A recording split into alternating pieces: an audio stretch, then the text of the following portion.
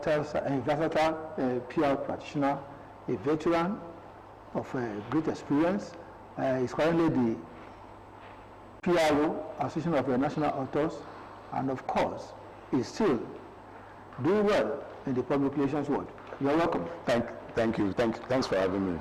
It's a pleasure having you once again, and I want to appreciate your contributions last week. We are looking at, last week we looked at the World Book Day, and then we dovetailed the discussion to the reading culture, and now to help the society in changing the dynamics, in ensuring that we get more enlightened, we get more literate, and we get more exposed to things that can upgrade us economically, socially, and then be able to help us to compete in the world. So this time around, I want us to look at how our young ones, even the adults, are reducing the standard of reading through ICT, talking about Facebook, internet, and all the other areas. So does it have a negative effect or a positive effect? Madam? Well, ICT technology is good, because without it, some of us won't be here. We have a lot of e-books, mind you. Okay. So you can't rule it out completely. If you how exposed are these people to e-books? That is the awareness we are talking about, the consciousness. There's this lady that does I Read, and she has like a mobile library in Lagos. All right. And she organizes reading sessions. And not long ago, she sent out a flyer to say that I think they have about 10,000 books free that you can access free online. All parents needed to do was just to pay to have data so that they can latch on to them. But how many of them really subscribe to it? Free e-books, 10,000 copies. And before she put them up there, because that is what she does, she must have x-rayed them, the titles, right, and then to be sure that there are things that you want our young ones to read. How do we make this issue non-elitist?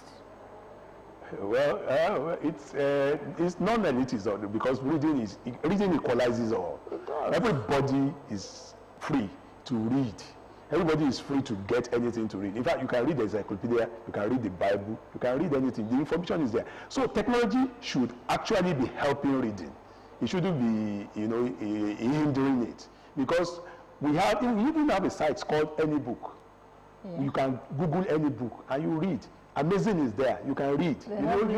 So this technology should be assisting reading. It shouldn't be hindering it. If our people are reading the right stuff, I told you earlier on that our people are reading the wrong things. It's now how to get them to read the correct things. Read about democracy. Read about how to develop your environment. Read about what to do to tackle your challenges. Have mentors. Read about have mentors. You want to be like Ben Carson. How did he achieve greatness? Right. My concern here is that we are talking as an enlightened faculty here. So that's where we miss it. It's not that elitist. Yes. It's not. We go to church. Most of us are Christians, and we have the Bible. The Bible. Okay. Do you know that people write theses from the Bible? A lot of theses. You have poems. You have sonnets, all those songs of Solomon, and it's talking about love and all that. So that's the Bible itself is a good resource. So it's not that elitist as you make it look. Now, the woman that sells Google wraps her granuts with newspaper. So when you eat your granuts, you can read the content of the paper. Is that elitist too? 10 naira granuts.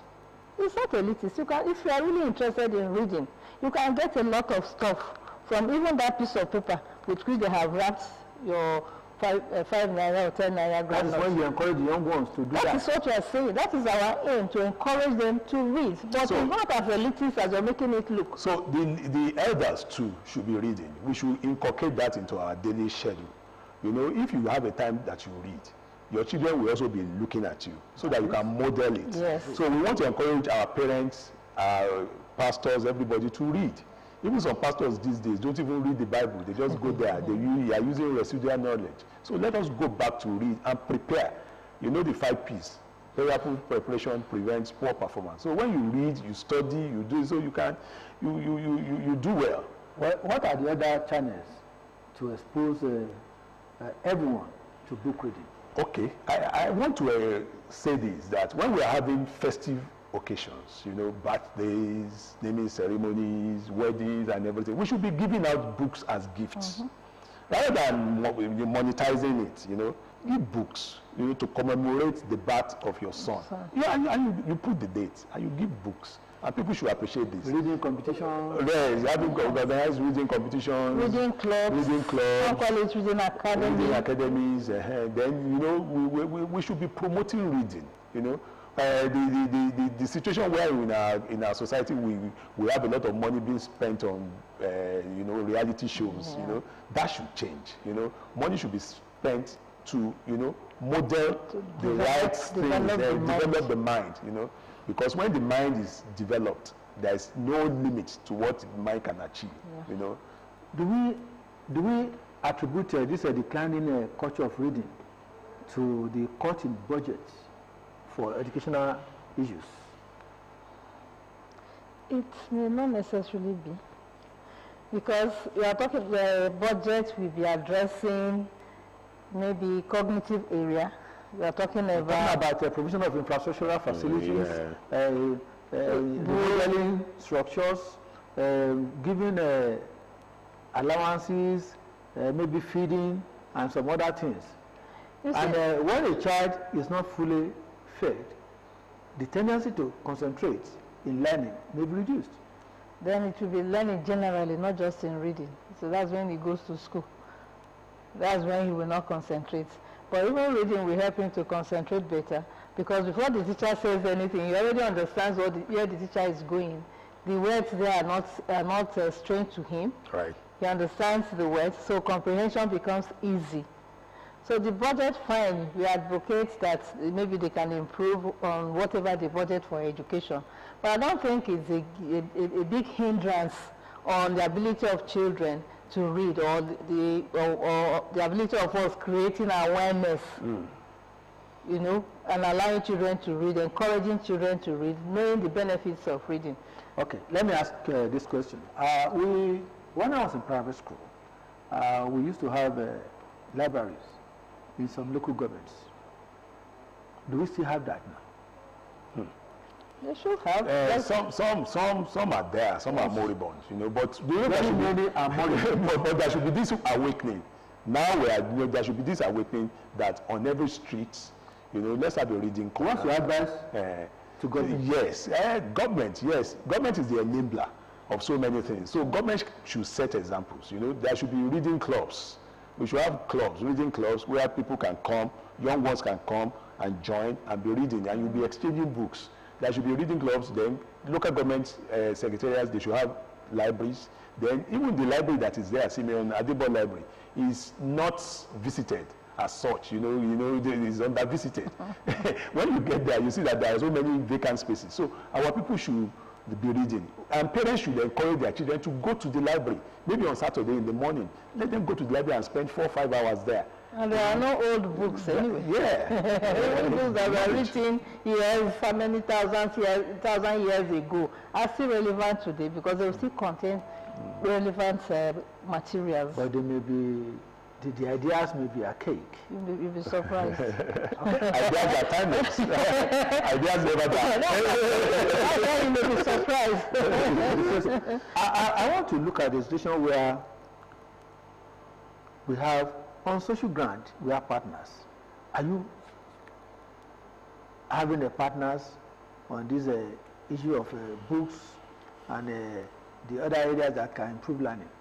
I think that's where these reading clubs come in, because I was just talking with somebody. That reading club is something that I would like to set up. I like reading. Of course, I did literature all the way, and I find companionship in books I don't have to have any friend at all, because once I'm reading my book, that's my friend. Or you can interact with the characters there, the situations there, you can interact. So if you have, and I was asking, how did you run your own book club? And he said, oh, they come in there, you know, a number of people come together. At times they read books. At times they discuss other issues, maybe current affairs. Right. At times you get somebody to talk to them about finances, how to manage your finances. They are partners, because at least they congregate once a week. So they are friends. And I don't know if that's the kind of partnership you're talking about. Yeah, even having outreaches for book reading, developing clubs in the villages, in some suburbs and the like. Do you have that in practice? I cannot say for everywhere, but I know that they have reading clubs. They have reading clubs. Even in this Abeokuta, somebody had linked me up with somebody, you know, like a national coordinator who stays in Lagos, and linked me up with somebody in Abeokuta here. They have reading clubs. You just may not know. But we need more. But you just may not know that they have. And this man is doing a good job. Lashile. Okay, Lashile, yes. Yeah, he does. He does in Lagos. I know of this one because he's an author, and then he has a lot. I had reading competition, writing, even in situ writing. Right. So he's doing a good job. Maybe we need more. Maybe Anna can take it. He's the vice chairman now of Anna. So he can multiply himself. He can reproduce himself. He will take it up. Well, talking about our well-to-do individuals, how do you redirect them to engendering this kind of book reading, creating a culture whereby young ones can adapt to this new scenario that we are preaching? Yeah, that's why we've been saying that they should be sponsoring competitions, you know, to encourage reading, encourage scholarship, you know, rather than having reality shows. 100 million for somebody who has been just playing around, messing around, that's not tidy enough. You know, they should use their money, put their money where their mouth is, you know, use their money to encourage scholarship. You know, for instance, in Egbaland now, we could have the best reader. He may be a secondary school student who has read over 100 books. And then you give him a prize. Then you put a billboard somewhere, announcing him the best, the Ogun State best reader, Abeokuta South best reader, Abeokuta, all the 20 local governments. So you have that. You encourage reading. And then, you know, you get them books, free books, you know, that they can exchange. Once you read, pass it on. Then you ask each other, what book are you reading now? Like we used to do when we were growing up. You know, in fact, there was a time we used to communicate with the titles of chase. They say, come easy, go easy. Knock, knock, who's there? And things like that. We should encourage reading. It helps because you can discover the world. You can discover, even without going anywhere. From where you are sitting down, you can travel the world. Through reading. So this is how it opens up your mind. This is how it prepares you for leadership. So readers are leaders. So anybody who is interested in leadership should read. And it's even recommended that a good CEO should read at least 50 books every month. Every month, yes, 50 books every month. So I want to ask you, madam, because you are the level of molding young minds, and a lot of literary issues are available for them. What about science-related issues? How do you develop them in a scientific manner that will enrich innovation? You also have scientific writings. You have scientific writings, you have adventure. But, you know, they have STEM. They have STEM, science, technology, engineering, mathematics, and something. Where, you know, something like that. So it's at that level that you introduce them, apart from the core subjects they handle in either science or basic science and technology. When you have your STEM club, then you can put up some of those things you've learned, you know, in theory into practice. But like I said, you also have scientific reading. So reading is all encompassing. Everything about life you can read from the text, from a book. In those days, we used to have a literary and Debate society. Yeah. I'm not hearing much. No, they still do have them. They still do have them. Schools have them. But they should increase the tempo. It's not as pronounced as we used to have. The tempo. We are not. Then we should have schools challenge. You know, the quiz and the I think that's maybe. Is it the lack of the media attention? I think it's the political will. You know, the current problem, you know, that we're having to face so many economic survival and everything. So that's what's been affecting it. But we shouldn't allow that to affect scholarship. You know, we should rise above that. You know, it's a phase, it will pass. So whatever we're passing through now, we shouldn't allow it to affect reading. You know, we should also read. You know, we said you can't give what you don't have. So if you are not reading, you can't ask your children whether they've read. So you need to model to them. You need to lead by example. Read, and then you can now say, oh yeah, go and pick your book. Go and be reading. Go, let me see what you are reading. Let me see what you are reading. And then you monitor them. Because some children will be pretending as if they are reading, and they will be doing other things. So you need to monitor them. How do we, if someone is pretending, how do we check? Well, you ask questions. Yeah, that's it. You ask questions based on what book are you reading? What is the character? Tell me about the character. What is the thing? What is the detail? Right. Probably that was why I said reading is elitist. Because let me submit. The reason why I said so is that the local people, probably the illiterates who are not knowledgeable, may not be in this place. How about reading Yoruba literature? Yoruba literature. Yoruba newspaper. Yes. They read Yoruba. The readership is very high. You'll be surprised. Yeah. Yoruba literature. But that is also reading. So if you are adept at reading Yoruba literature, that may also want you to say, oh, let me see what they have in this text that is not Yoruba. Right. Okay, contemporarily, when you want to look at Nigerians or Africans competing with the people in the other clan in this kind of a competition, how have we excelled? When it comes to reading, I must say that we are not doing enough. Okay. And that is the truth. If you have ever kind of worked with maybe somebody from the UK or something, while we are here saying that this one telling stories, that person is reading his or her book. If you go to the airport, for instance, rather than chat, is making so much noise, he's reading. And they train them from get-go to enjoy and to love reading. Because even in their schools, in fact, I don't know what happened, because my father went to Obomosho, teacher training college, right. Obomosho, and he told us that they were compelled to read a book a week. That was, my father died like 25 years ago. So I don't know what went wrong. Maybe it is that routine, that process that is already dying. So we should revive it. That's what we are saying. We should try and revive it so that we'll be at par with those other people who every week they read book. They don't just read it for the fun of it. Right. They extray the books that they have read. So we can get to that level. We have the same brains as they have, but we just have to beg our parents to please, even if it's only one book they read in a month, it's better than not reading anything. At all. Well, we've just talked about young ones, adults. What about the artisans? I have to bring that in because I realize that most of them lack theoretical approach to getting understanding, to getting solutions to some of their works.